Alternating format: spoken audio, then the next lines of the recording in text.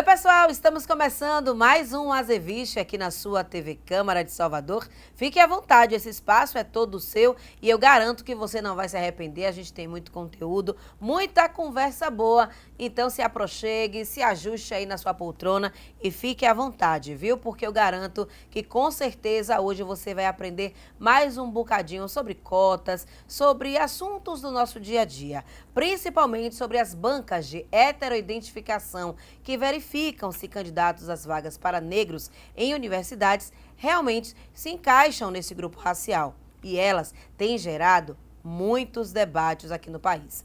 As bancas existem justamente para evitar fraudes nas cotas raciais, mas a forma como o sistema deveria operar não é um consenso. As principais universidades brasileiras adotam diferentes métodos para a heteroidentificação, o que inclui aí entrevistas presenciais, videoconferência e análise de fotos enviadas pelos candidatos ou até tiradas durante o vestibular. Mas os critérios de análise e o papel exato dessas bancas são pontos de divergência.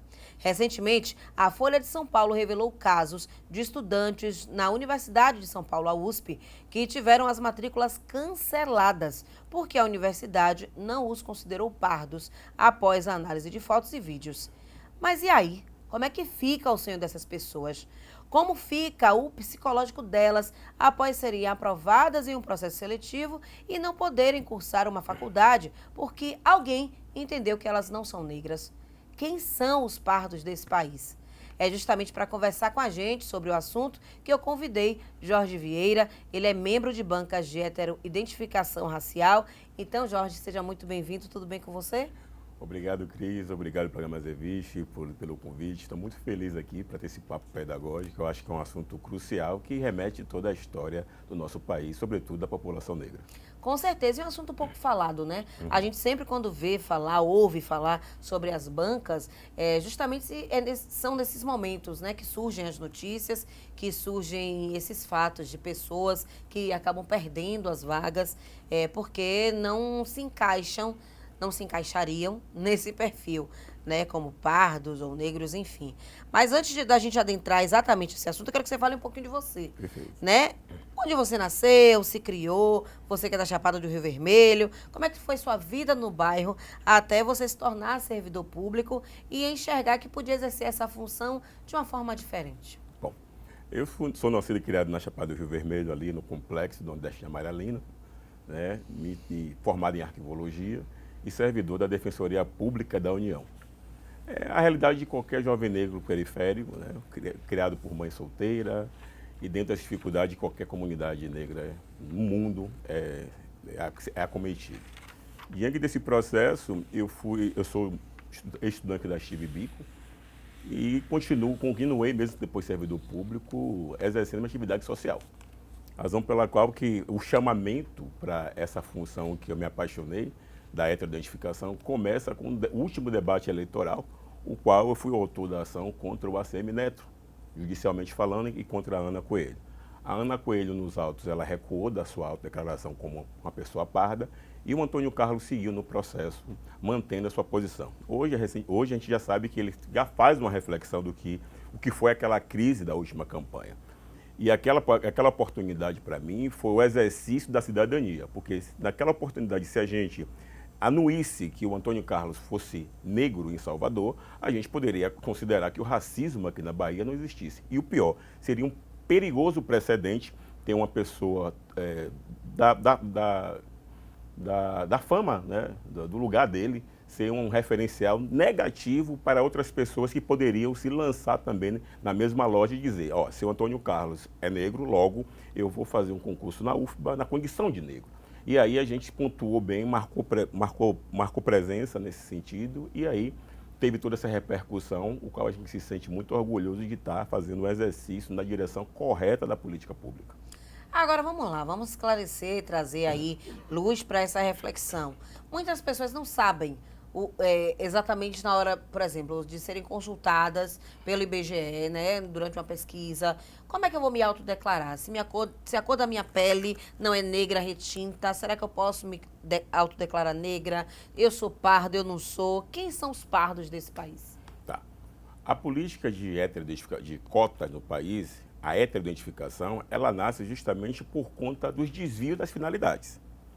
O IBGE, ele trabalha com uma autodeclaração do indivíduo. Teve um censo que o IBGE deixou sem marcadores dos tipos raciais, teve mais de 100 tipos de classificação racial. A gente se lembra disso. Só que, quando o IBGE pergunta ao cidadão como ele se autodeclara naquelas 5 categorias, não há uma heteroidentificação, um recenseador. Então, se uma pessoa for preta retinta e dizer para o recenseador, eu sou branco, ele vai marcar branco. Ocorre que na política de cotas, na universidade e nos concursos, você precisa de um sistema de verificação. Diga-se de passagem que esse sistema já existe no Brasil como um todo. Vejamos, se hoje eu quiser me aposentar, eu posso me aposentar pela minha auto vontade? Não. Eu tenho um sistema de verificação que a Previdência estabelece. A pessoa que é beneficiária do BPC Loas, ela vai ter um sistema de verificação pelo CRAS, assistência social, para ver se ela tem as condicionantes para ser beneficiada dessa política pública. Então, no Brasil, toda política pública ela passa por um sistema de verificação, inclusive nos vestibulares. Você precisa fazer uma prova para ser aprovada. Sem a prova você é aprovado? Não é. Mas por que a política pública voltada justamente para corrigir a desigualdade do povo negro precisa ter essa polêmica? Se o sistema de verificação garante a efetividade da política pública. A política para os imigrantes, a política para as mulheres, para os deficientes, são políticas que precisam ter verificação, senão as distorções existem. Outra coisa importante que eu vou falar, Cris, é o seguinte: a presença da banca de heteroidentificação ela causa um efeito reflexivo dos possíveis fraudadores. A hétero, ela vem como remédio depois da autodeclaração.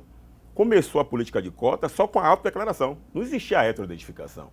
Verificado que as pessoas não negras estavam se valendo do lugar da população negra, foi preciso o Supremo, através da DPF 186 da ADC 41, reconhecer o Instituto da Heteroidentificação para inibir possíveis fraudadores. Então é nesse lugar que a gente vem conversando da importância da heteroidentificação para que as políticas públicas atinjam os verdadeiros beneficiários. Quando a gente fala em heteroidentificação, há pessoas que pensam que tem a ver com heterossexualidade. Então, eu queria que você explicasse exatamente os critérios, né, que são avaliados, como é que a banca ela trabalha, né? O que é que ela avalia, qual a importância dela, você já citou aí um pouquinho, mas, enfim, explique pra gente o que é essa banca. Tá. A heteroidentificação, ela funciona com um sistema misto para avaliar a autodeclaração.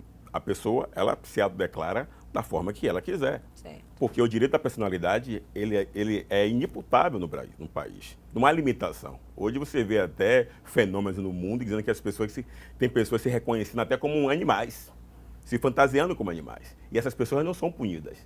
Eu não sei se você já viu, Cris, um jovem negro de Atlanta que falou, eu sou um homem branco. Você já viu essa polêmica? E ele não foi punido por isso. A autodeclaração tem presunção de veracidade, presunção. Mas, para fim de política pública, você precisa que a sociedade te reconheça. Sim. Se eu sair pelaquela porta e dizer, eu hoje sou uma árvore, as pessoas na rua vão me tratar como árvore? Não, vai ver um homem negro.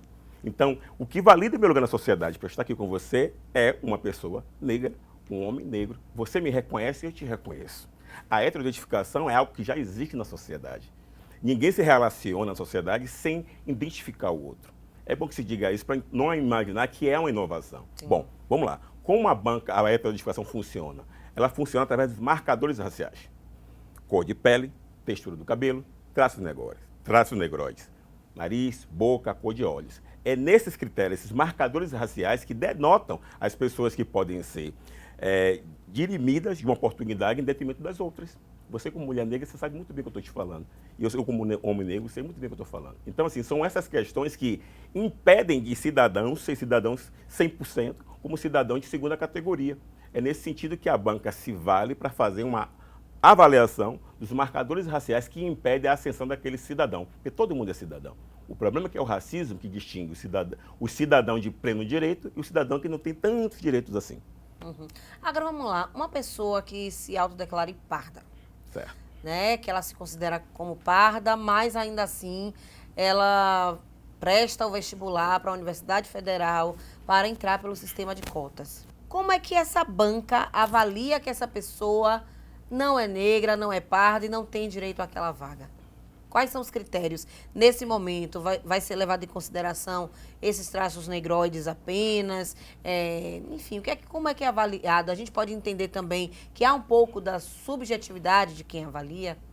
A subjetividade está em toda a sociedade. Veja que tem um Supremo Tribunal Federal com 11 ministros e tem decisão que é 6-5.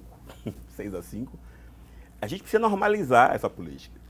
Essa política, ela não inova nada, ela pega elementos do Poder Judiciário, da sociedade, e cria um mecanismo de verificação, como eu repito, existe em todas as políticas públicas.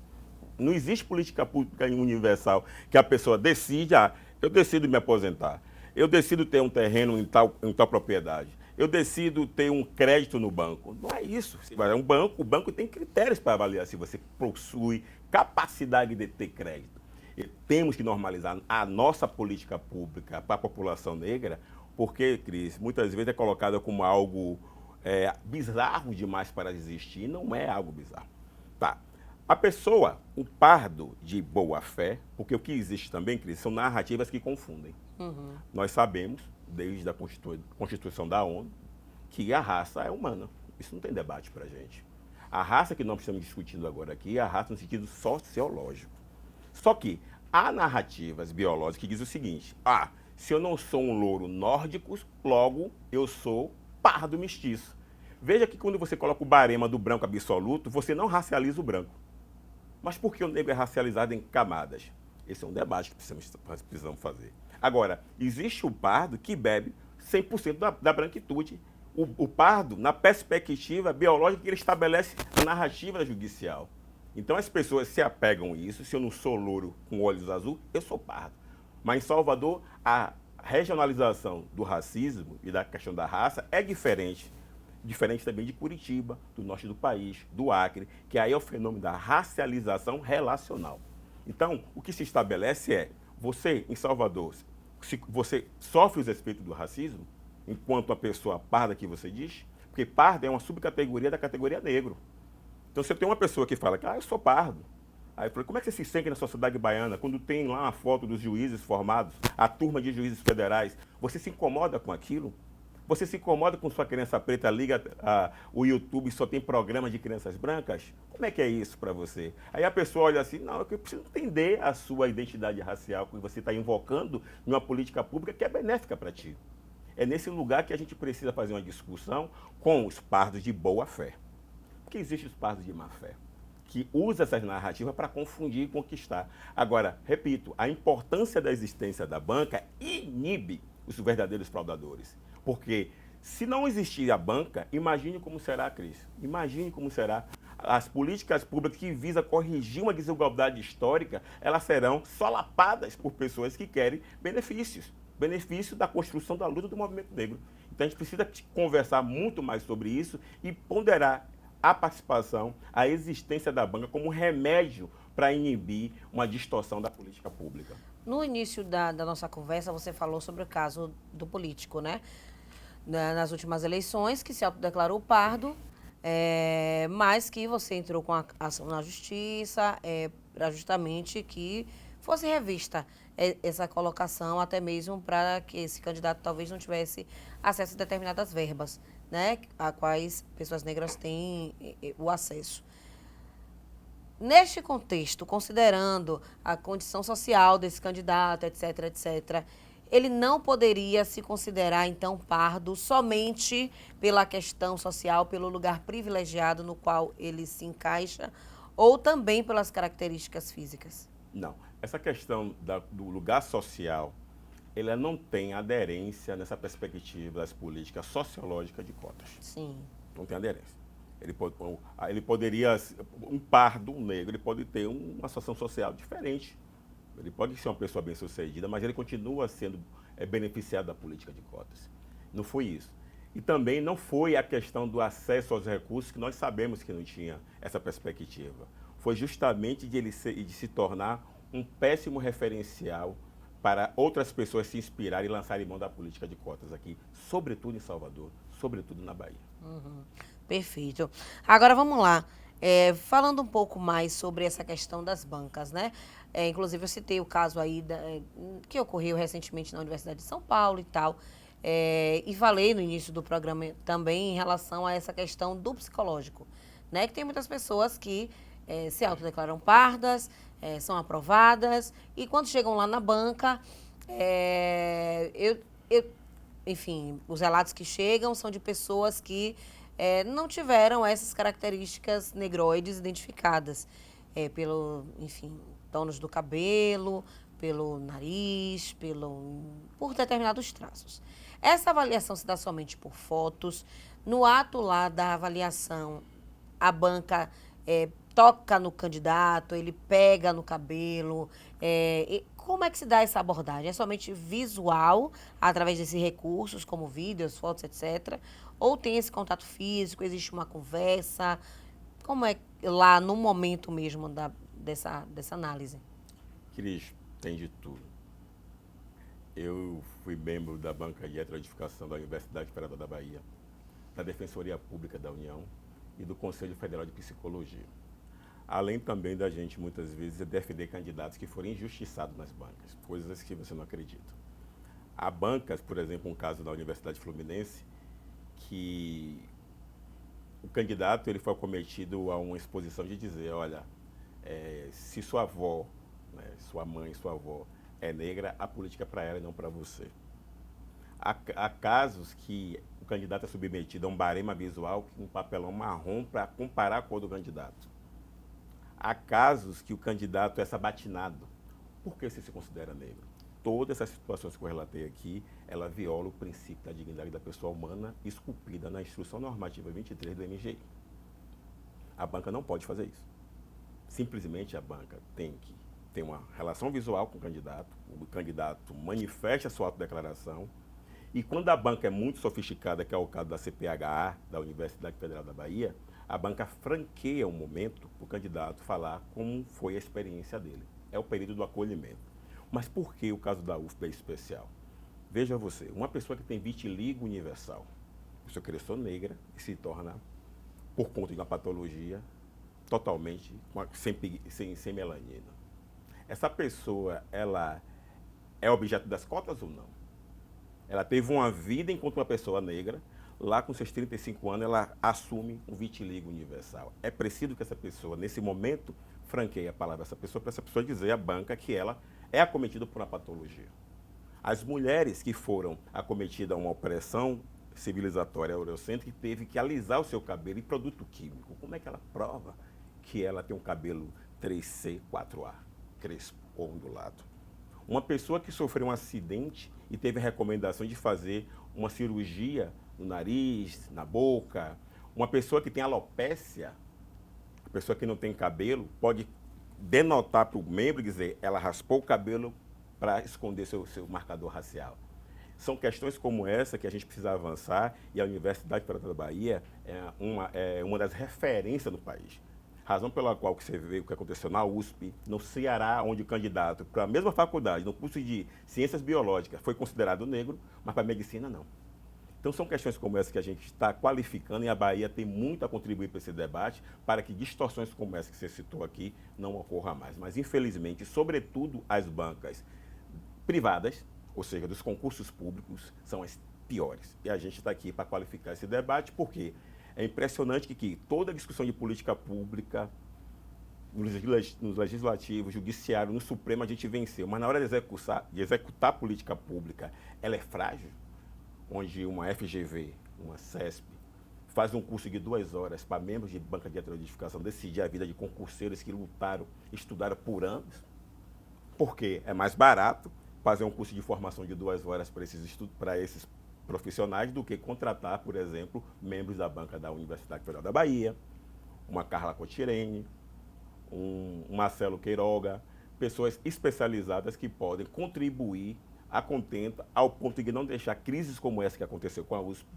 ser noticiado no Brasil como um todo. Então é a questão mais austera que a gente está batendo nesse procedimento das bancas, mas também batendo na Instrução Normativa 23, que tem lá no seu artigo 19, para primeiro inciso 4º, que diz que as bancas devem ser formadas preferencialmente, eu vou repetir, preferencialmente por pessoas que tenham conhecimento das relações raciais. Quando você coloca preferencialmente, você está dizendo que você pode franquear outra possibilidade. É aí que as organizações privadas entram maciçamente fazendo brancas frágeis para avaliar a vida das pessoas negras e pardas. Perfeito. Já viu que essa conversa ainda vai render um bocado. A gente está conversando hoje com Jorge Vieira, ele que é membro de bancas de heteroidentificação, está dando aula aqui explicando para a gente como é que elas funcionam. A gente vai fazer aquela velha pausa rapidinha para você tomar uma água. A gente fica com o perfil Azeviche e volta ainda conversando mais sobre esse assunto. Fica aí que a gente já volta. Olá, eu sou Jaime Nascimento, professor historiador. Estou aqui para conversar com vocês hoje sobre uma das grandes personalidades negras da história da Bahia, Francisco Dias Coelho. Francisco Dias Coelho nasceu em Morro do Chapéu em dezembro de 1864. Negro, mas livre, família de pequenos sitiantes, na verdade de poceiros. Logo no início de sua vida, buscou caminhos para uma melhoria da qualidade de vida dele e da família.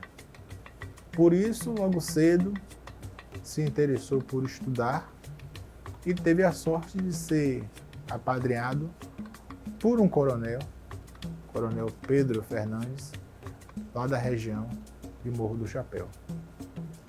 Jovem, aos 17 anos, foi contratado, foi indicado pelo padrinho para trabalhar como farmacêutico. Em seguida, foi inserido como escrivão do cartório de notas e também do registro civil. Interessou-se pela política e, tendo a ajuda do padrinho, iniciou sua carreira como vereador da cidade de Morro do Chapéu, conselheiro municipal. Tendo disputado a primeira eleição como candidato a intendente, equivalente a prefeito na época, em 1902, exatamente contra o seu padrinho, Pedro Fernandes. Ainda jovem, se envolveu com o comércio, a exportação de minério. Fez fortuna, pois descobriu o valor de um mineral chamado carbonato ou carbonado, que era usado nas perfurações de minas como ponta de broca.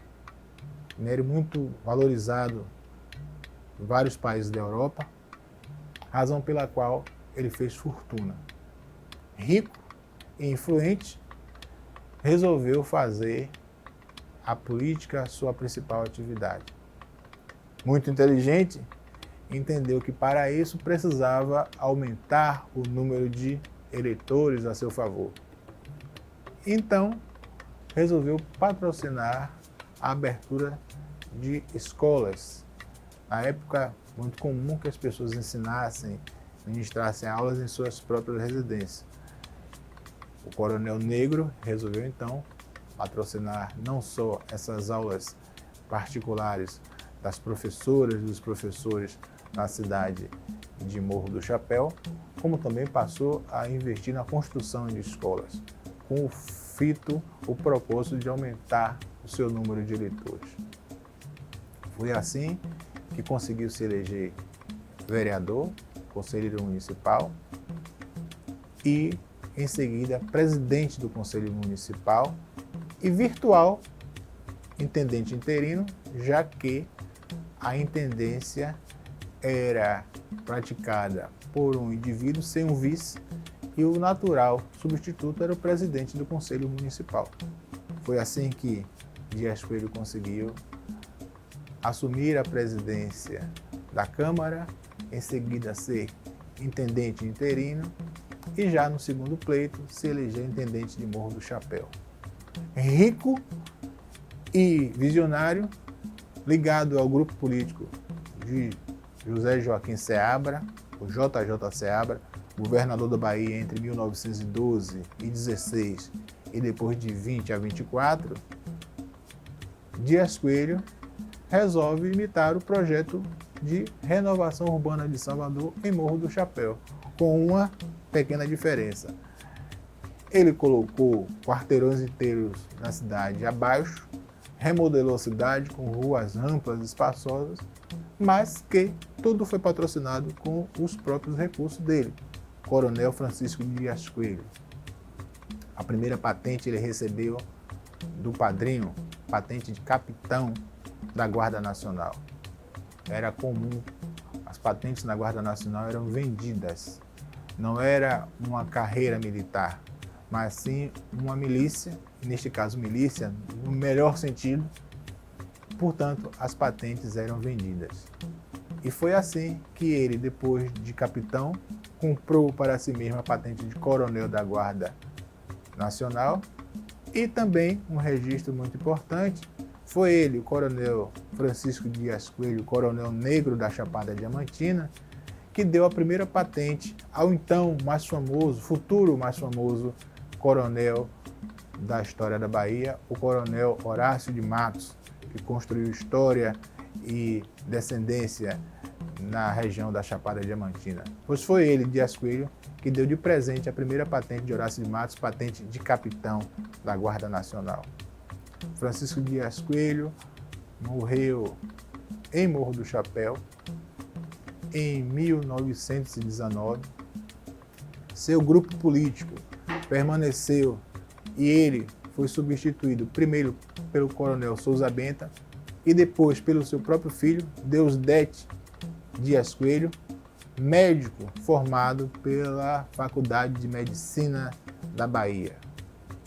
Sua memória continua sendo reverenciada em toda a região da Chapada Diamantina, embora a sua história seja pouco conhecida de todo o povo, de toda a gente da Bahia e do Brasil, que ignoram que existiu na Chapada Diamantina entre o final do século XIX e o início do século XX, essa personalidade interessantíssima, importantíssima, o coronel negro da Chapada, Francisco Dias Coelho.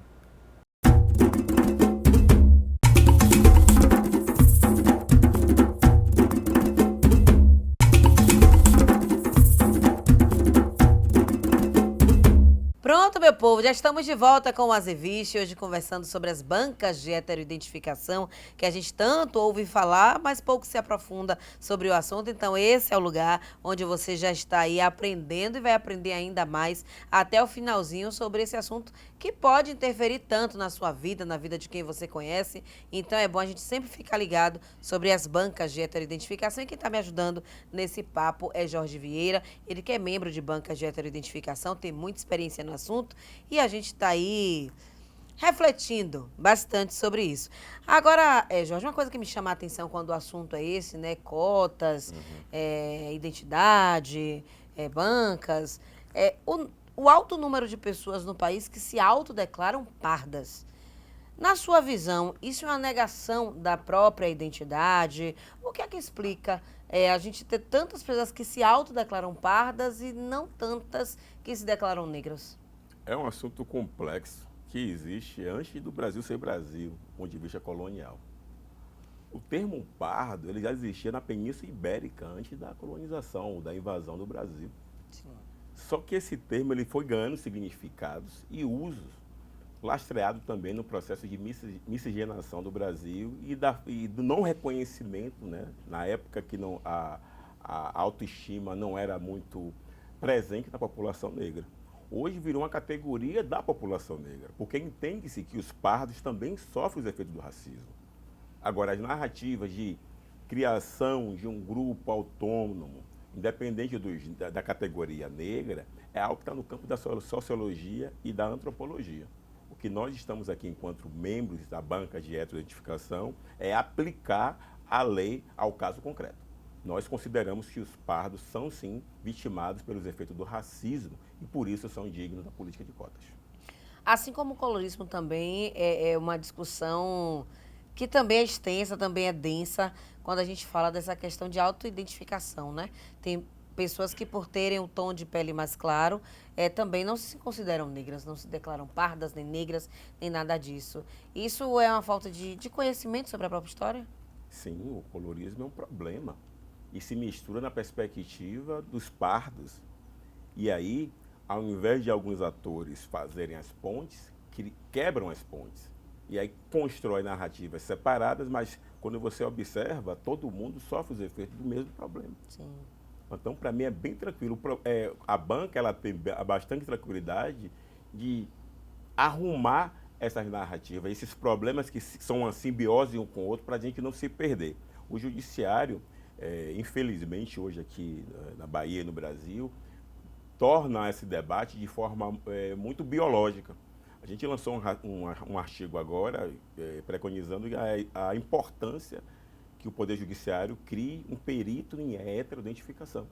O que é que acontece hoje? Os magistrados, eles, quando tem uma divergência de um candidato que não foi classificado em uma política de cotas com a sua autodeclaração, o que o juiz faz? Ele envia o processo, diligencia o processo para que um médico dermatologista defina a identidade racial da pessoa. Isso é um absurdo, porque os exames utilizados para isso, que é a escala de Flix-Patrick e o sistema de Palma, não foram criados para isso. Os exames que eu citei agora dermatológicos, eles foram criados para aferir a resistência solar da pele do ser humano. Ponto, acabou. Então, quando você torna isso na perspectiva biológica, você corre um sério risco de trazer uma matriz de conhecimento para responder a outra. E quando isso aconteceu na história da humanidade, a gente viu fenômenos terríveis, como foi o nazismo, a pseudociência. Por isso, nosso artigo que nós estamos lançando agora vai estar trazendo os argumentos, dizendo que o Poder Judiciário deve sim lançar a mão de um perito em heteroidentificação racial. Mas também não é só derrota. O TRF4, em segue de acordo agora em fevereiro, disse na sua decisão que é descabível usar o sistema da escala de Flix-Patrick, sistema dermatológico, para fim de identidade racial, porque o objeto era outro. A finalidade desses exames são outras, e não para definir quem é negro ou não. Uhum. Você falando aí sobre a sua atuação, né, na Defensoria Pública da União, eu queria que você falasse um pouco mais sobre isso. Como é que é a sua atuação lá dentro, né? Saindo um pouco da questão das bancas, acaba ajudando nessa perspectiva, dessa busca pela igualdade, numa melhoria da comunidade. Como é que se dá o seu trabalho lá dentro? A Defensoria Pública da União é um órgão essencial ao sistema de justiça. É o órgão que trabalha com os hipossuficientes, a população que não tem condições de pagar um advogado. O que lastreia a minha atuação enquanto membro, perfazendo a minha atuação na Defensoria Pública, é o meu lugar enquanto ativista, enquanto jovem da ex-Bico, que coloca na gente a nossa missão nessa sociedade tão desigual. Certa vez uma colega, quando eu passei no concurso da Defensoria Pública, falou assim, agora você agora virou servidor, quando a gente encontrar daqui a alguns anos, você vai estar gordo, cheio de filho. Eu falei, tá. Teve uma manifestação, eu estava presente, eu falei, eu estou aqui, servidor, magro, não tenho nenhum filho. Mas assim, o que eu quero dizer com isso? Que é esse lugar de movimento social que traz para a gente um olhar diferenciado nos espaços públicos. Na época que eu passei no concurso da Defensoria Pública, não existia cotas, mas o sentimento da representatividade de verdade nos coloca dentro dos espaços de poder para ressignificar as estruturas raciais que existem, do racismo institucional. Porque se a gente manter as estruturas, o resultado é o mesmo há 500 anos. A gente precisa ressignificar isso. Então foi com esse legado do movimento social negro de Salvador que, dentro da Defensoria Pública, eu tive a capacidade de olhar para o lado e dizer como é que a gente melhora, como é que a gente contribui para o nosso povo realmente ter a dignidade aqui bem atendida, como é que a gente participa para que os representantes que a Defensoria Pública contrata seja também a população negra. Foi um debate, foi uma provocação que a gente faz também. E aí, a partir desse momento, a Defensoria Pública tem bancas para estagiários, tem bancas para servidores, mas assim, não é que a Defensoria Pública acordou um belo dia e disse assim, vamos fazer isso. Não, porque teve defensores públicos, servidores públicos que fizeram o debate dentro dessas instituições. Defensores e servidores negros e pardos, para colocar bem nesse lugar. Então, a sua participação nas bancas começou lá dentro e aí, aos poucos, foi se expandindo para as outras instituições, universidades e tal. Na sua visão, essa é a melhor forma de se fazer essa análise para candidatos, enfim, de vestibular e afins, em concurso, etc. As bancas de heteroidentificação são o melhor método para se chegar a essa identidade desse candidato? Você fez uma pergunta de uma pesquisadora da Oxford, Anne Mari. Ela fez a mesma pergunta para mim. Ela não entendia o mecanismo. Eu vou te responder como eu falei para ela. Eu falei, veja que, de um lado, tem um país que teve mais de 350 anos de um processo violentíssimo para um povo. E depois de 88, existiu várias leis que impediam da gente estudar, de ter propriedade, reforma agrária, diversas políticas públicas que daria a essa população a condição de ser 100% cidadão. E quando a gente pega os dados do IBGE e do IPEA, o retrato é o mesmo. De um lado, eu tenho essa aberração de sociedade que foi criada, e de outro, eu tenho um instrumento que faz frente a essa aberração. Romantizar a heteroidentificação não é a perspectiva correta diante do obstáculo que nós temos nesse país. Ela entendeu. Porque quando você isola, né, isola o indivíduo e diz assim, tem aquela pessoa, ela me perguntou, tem uma pessoa que ela é branca, mas ela viveu em uma comunidade negra, tem os valores, eu falei, mas veja, o simples fato dela não ser morta na rua por engano é um baita privilégio. Eu vou pegar pesado para a gente entender o que a gente está falando. A heteroidentificação é um antídoto de um problema terrível, que é o racismo que esse país aplicou, que nenhum outro país desenvolveu como o nosso. Então, é nesse lugar que a heteroidentificação é essencial, porque se você tira as bancas, o resultado é manter a desigualdade que esse país culminou há muito tempo. Com certeza, concordo com você. Agora falando um pouco sobre o sistema de cotas, né?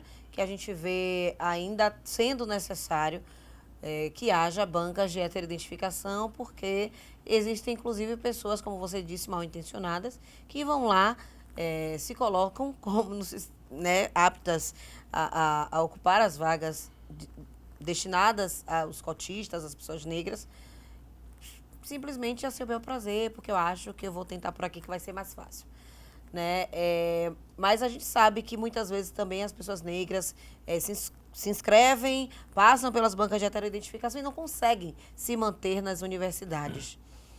A gente vem de um processo que estar lá dentro é também um processo de resistência, tem que tentar se igualar no processo de conhecimento, vindo de universidade, de escolas em situações, né, degradantes, muitas vezes escolas públicas sem qualquer estrutura, enfim, um ensino de pouca qualidade. Como é que você vê ao longo desses anos, né? A partir da lei de cotas, como é que vem melhorando aqui, enfim, a partir da sua análise, a educação da população negra desse país? Bom, a educação superior, que foi o foco das políticas públicas de cota, a Lei 12.990, houve um acréscimo significativo. A universidade hoje, eu posso falar com muita tranquilidade, é preta. Ontem, o senador Jacques Wagner anunciou que o Senado aprovou a prorrogação da lei de cotas por mais de 10 anos e com acréscimo agora de 30% das vagas. A lei de cota ela prescreve agora, 8 de junho deste ano. Isso é um grande avanço. A garantia de direito nos espaços educacionais ela tem que ser difusa. Nas universidades, reserva. Nas escolas públicas, uma melhoria de qualidade. Eu vejo que é fundamental que exista uma política pública voltada para desbaratinar, descortinar os problemas estruturantes dessa população negra que não consegue estudar. Não é só a escola, são reformas estruturantes. Educação, saúde, emprego, reparação, oportunidade. É nesse sentido. E é nesse lugar que a gente está aí, fazendo esse debate dia a dia sobre a heteroidentificação, perfazendo essas matizes de violências que a população negra é acometida. Não está fora do radar. A nossa participação nessas bancas é bem pontual. Universidade e concurso público. Mas a discussão que amplia e fortalece todo o acesso, não só na universidade, não só no concurso público, precisa também ter políticas públicas focalizadas. Se a gente manter a estrutura da sociedade do jeito que está, o resultado não vai atingir a população negra. Exatamente. E me preocupa muito quando eu vejo pessoas que conseguem, né, chegar à universidade, estar lá dentro e muitas vezes elas relatam tantos preconceitos em sala, tanta dificuldade de acompanhar o ritmo daquela turma, porque muitas vezes chega e nunca viu determinado conteúdo, porque a universidade, a escola era precária e tinha que trabalhar e estudar ao mesmo tempo. E são relatos que a gente, que cresce em comunidade negra, a gente sabe que são comuns, né? Sim. E isso é muito preocupante. A política de permanência ela é fundamental. A UFBA ela tem um programa de política de permanência para os estudantes negros. Só que algumas faculdades privadas que têm programas para estudantes negros não possuem. Não possuem esse programa de permanência. Oferecem bolsas, a gente vê nos jornais, na faculdade, até boas faculdades, oferecem bolsa para candidatos negros. Bacana.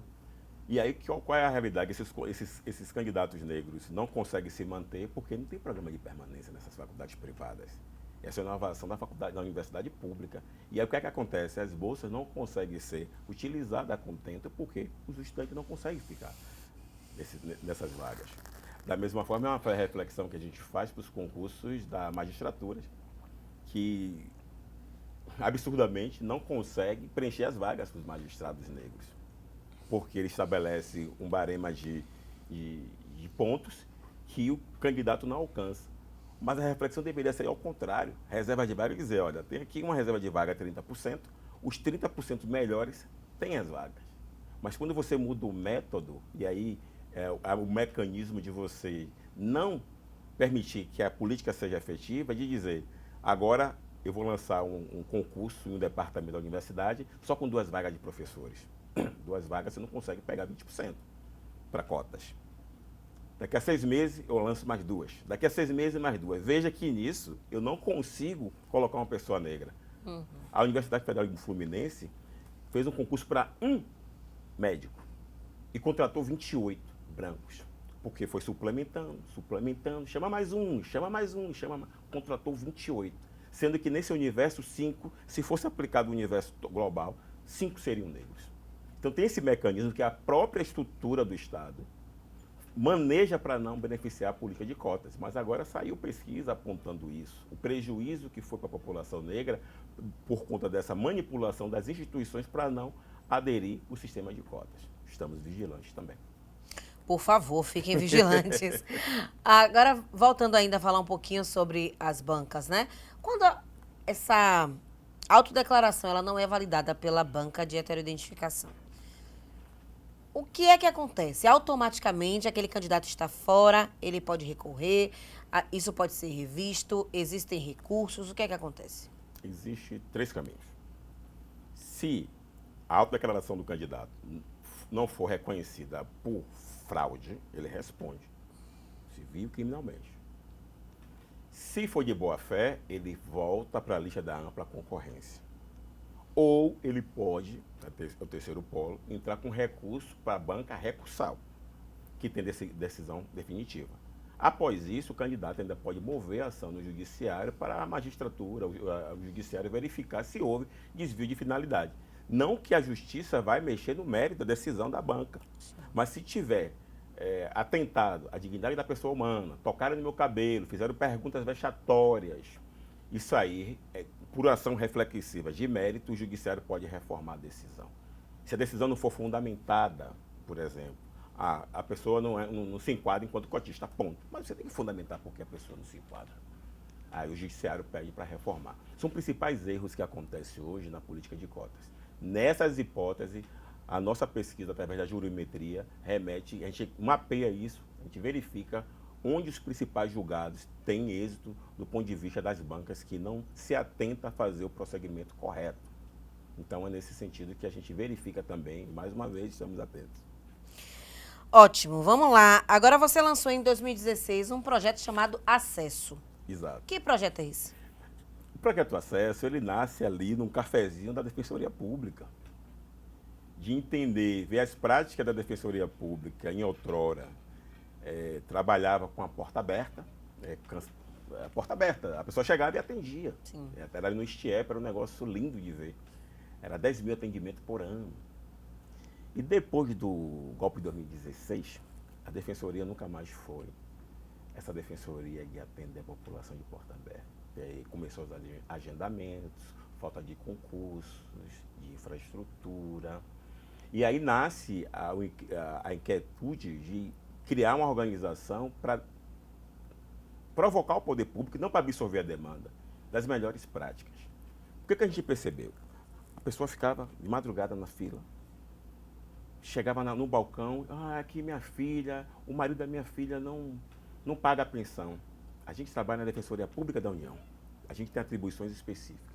Esse caso que eu acabei de citar aqui agora é um caso da Defensoria Pública do Estado. O que tem de pessoas, né, que na época eu morava em São Tinassi, que me procurava e dizia assim, Jorge, isso eu vejo aonde? O Poder Judiciário tem várias portas para dirimir os conflitos. E a população, a gente entendeu, que não sabia em que porta bater para dirimir o seu conflito. O projeto do acesso ele tem um objetivo de dizer, esse conflito você procura a DPE com tais procedimentos. A gente faz um atendimento através de um flashcard, porque quando um advogado atende, né, aí é o encastelamento do direito, a população fala que entendeu, mas não entendeu nada. Entendeu, Dona Maria? Entendi, doutor. Entendi. Mas o juridiquês está ali atrapalhando tudo. Nada. E a pessoa fica rodando essa cidade. Quantas pessoas, Cris, a gente conseguiu um BPC Loas com um celular na mão? Qual é o seu nome? Sua idade? Deixa eu dar um momento aqui. Protocolamos. Depois de 2 semanas, a pessoa está recebendo o BPC Loas. A gente percebeu que existe uma demanda reprimida gigantesca da população que tem seus direitos líquidos e certos. Mas diante da diversidade do Poder Judiciário, tribunais, juizados, DPE, DPU, MPE, MPU, a população fica rodando essa cidade, o transporte caríssimo desde que está. Aí o acesso, qual é a tecnologia do acesso? A gente na vida ganhar um prêmio Novari, a gente vai ganhar.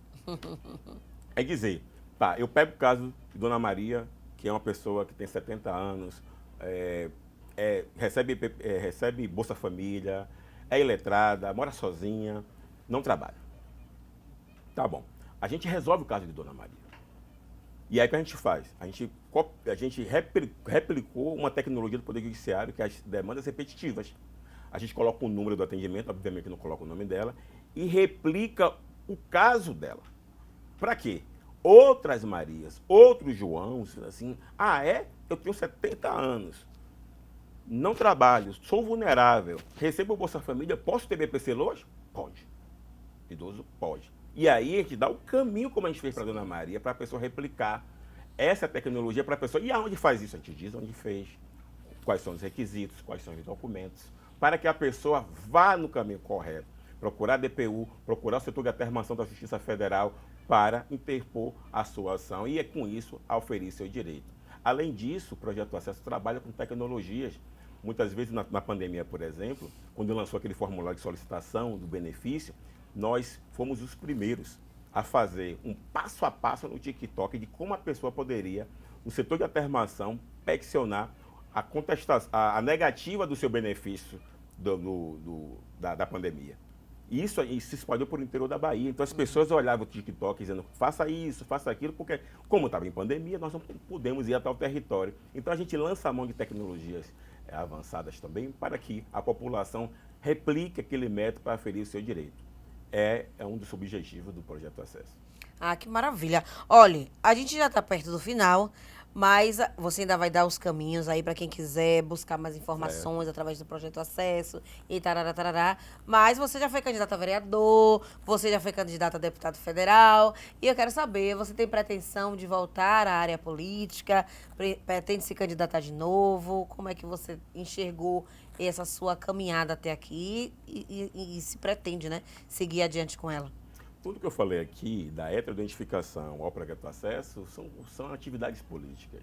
Eu sou um ser político, estou na política.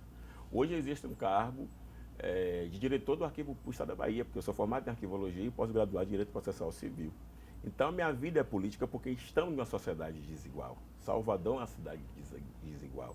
Não vou parar com a política. Hoje eu tenho a missão frente ao Arquivo Público do Estado, mas, mesmo não sendo um candidato, a gente vai atuar nas comunidades, vai denunciar as práticas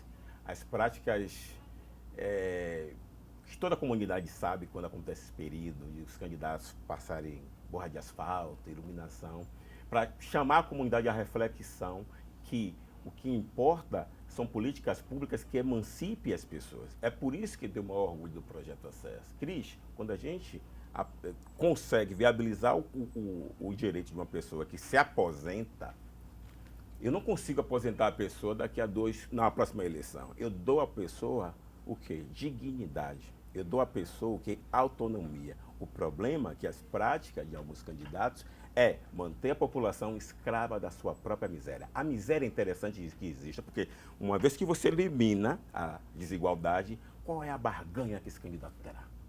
Para voltar daqui a 4 anos e dizer, olha, eu vou fazer isso, olha, eu vou dar uma caixa de cerveja, isso é tão absurdo. Porque se a população tivesse a sua dignidade financeira, a gente não precisaria de dinheiro de vereador nenhum para comprar cerveja, para comprar bola, para comprar nada.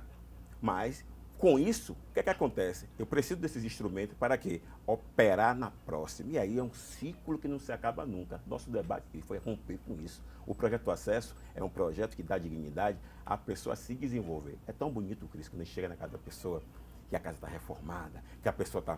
A estética da pessoa está outra, a pessoa está com autoestima. E a pessoa está livre.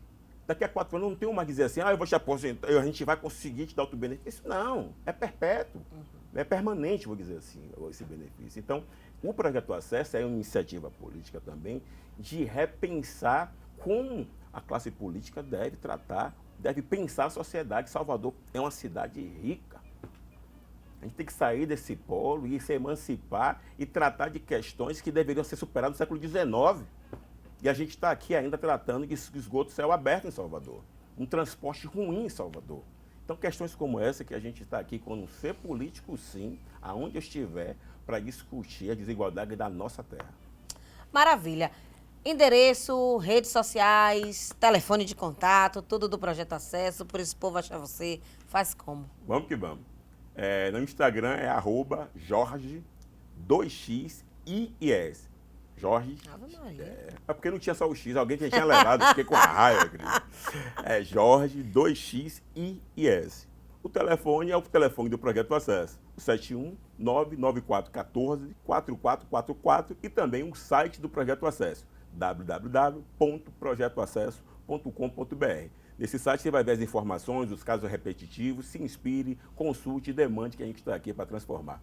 Obrigado. Maravilha. Foi ótima a nossa conversa. Gostei muito de conhecer você, de estar aqui com você. A gente vai trocar figurinhas ainda, mas siga nesse caminho que a gente tem muito que esclarecer para esse povo. Perfeito. E você que está aí do outro lado, minha gente, muito obrigada pela audiência. Foi ótimo estar aqui com vocês e a gente volta a se encontrar na próxima segunda. Lembre que toda segunda, 13h, tem Azeviche inédito aqui na sua TV Câmara e também fica disponível tudinho aí no YouTube, viu? Um beijo.